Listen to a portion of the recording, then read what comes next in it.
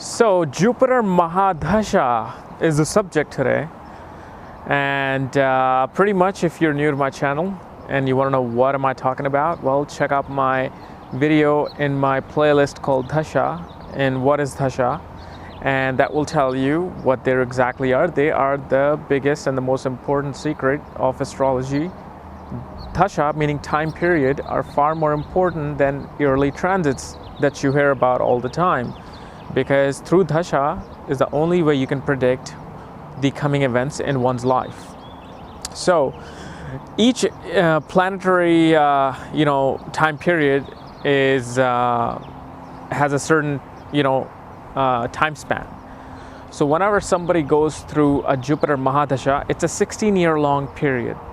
Okay, so within 16 years, you're going to get results of where Jupiter is placed, what sign or houses it's controlling in your birth chart, and according to that, that's the kind of fruits that you're going to reap in your life. And as you know, that Jupiter is the most positive planet especially in Vedic astrology, because it's the signifactor of your assets, of your children and education, of your pilgrimage, wisdom, and learning about the true philosophy of the world. And it's also responsible for your incoming gains, meaning your wealth. So it is important in a lot of aspects. This one planet controls majority of the things that we seek and we look for in our life. So when its period comes, it either gives it or it completely takes it away. That's the thing. And a lot of people think that Jupiter or Dasha always is positive, and that's not the case. But let's discuss though as to when Jupiter is positive and what happens when you go through its time period. So depending upon the house and the sign that Jupiter is placed in and the nakshatra that it's placed in, that's the kind of result you will get in your life. And usually when I do these Dasha periods, I literally mean between the age of 20 and 60, because that is the prime time of your life. That is when you really live life. That's when your real life begins. So if you're like 14, 15, don't worry about it too much. Just have fun, eat all the junk food you can, and study hard. That's what I say to that. But when you go through this period of Jupiter, so in a good period, let me tell you what considered a good period.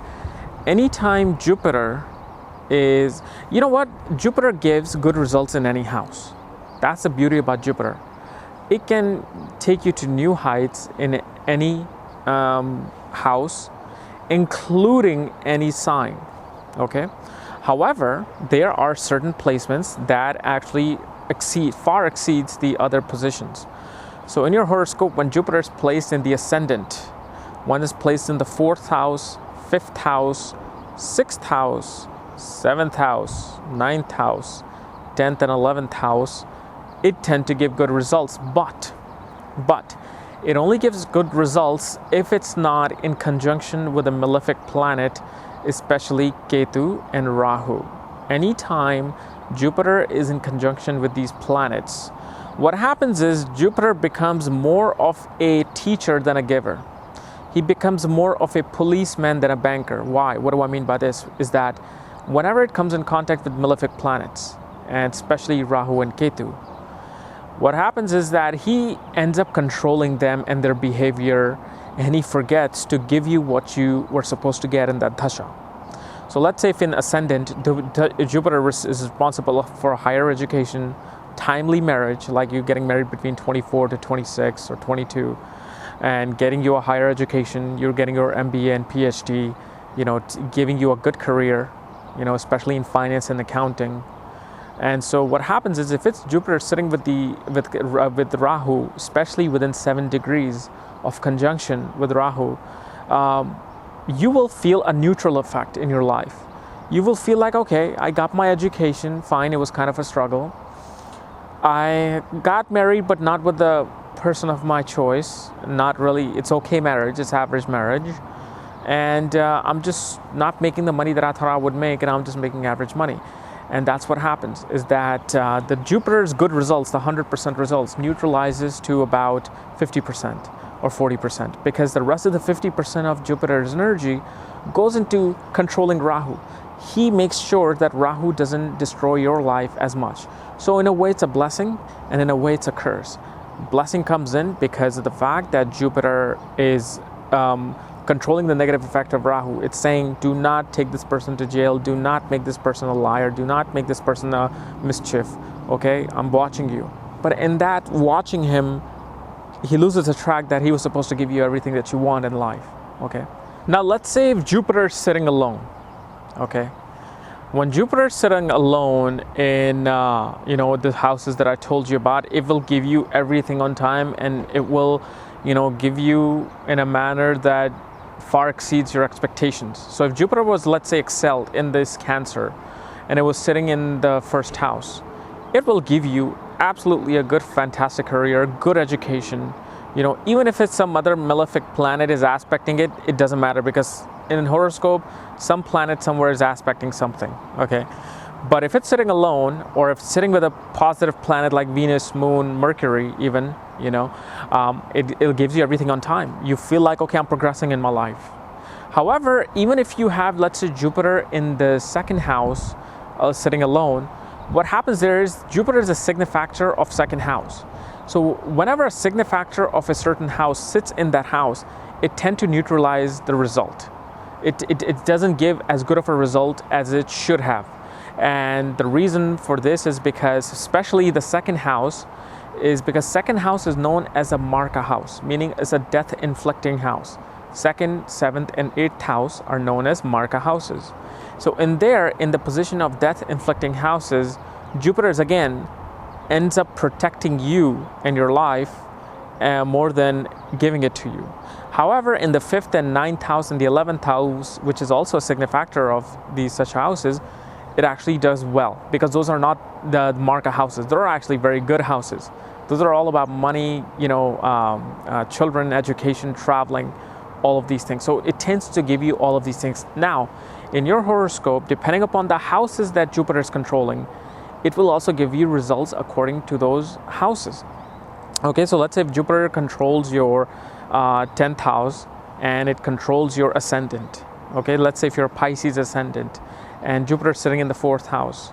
So in its Dasha, it will not only give you real estate, which 4th house represents, it will also benefit your career, because it controls the 12th house. You might become a teacher, you might become a good public speaker, accountant, you may become a good financier, but it will also lean you towards self-realization, towards business, towards taking care of your own self as well. You will be a very active and healthy person.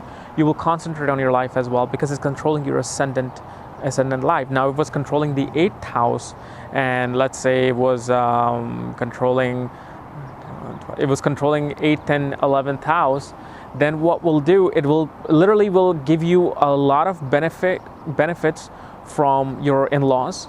Will give you a lot of loans from the bank, easy loans, because 8th house represents loans from bank and represents benefit from your married life.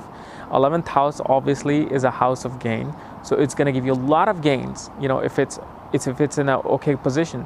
Even in the 6th house, Jupiter does very well if it's in the sign of Sagittarius, Pisces, Cancer. It gives a lot of benefits and victory over your enemy. You will actually benefit from your enemy. You can get all sorts of big, huge loans that you want, because 6th house also represents that.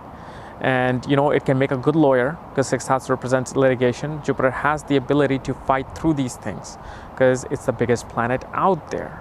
But what if Jupiter was in your 12th house? What if Jupiter was in the 3rd house? What if Jupiter was, let's say, even in the 9th house? What will happen, especially in the 12th house and 9th house? Jupiter will take you more towards spirituality. Things will happen, events will happen in your life that you will be like, you know what, I need to seek myself, which pretty much means seeking spirituality. Spirituality is about knowing thyself. This is why people want to do meditation. They want to do yoga, because they want to get better they want to feel better about themselves. They want to know who they are. That's what spirituality is. Spirituality isn't about seeking other things and other dimensions necessarily. It's always about knowing oneself and, So what happens is usually in 12th house, people take long distance journeys. They would go to out of country. They want to experience something different because they're so frustrated with their life or their lifestyle. 9th house, you come in contact with a lot of philosophical people. You come in contact with a lot of religious people. You want to do religious deeds if it's in a prominent position in these houses. So just remember, like the in 12th house and 9th house especially, and it takes you towards spirituality. 3rd house, you will gain benefits from your siblings. You will have a lot of courage. You will be a good public speaker. You will actually be more. You could be going into writing. That's what happens with the 3rd house. Now Jupiter in the 1st house, 5th house, 8th house, 9th house, and the 12th house can make a person a very good astrologer too.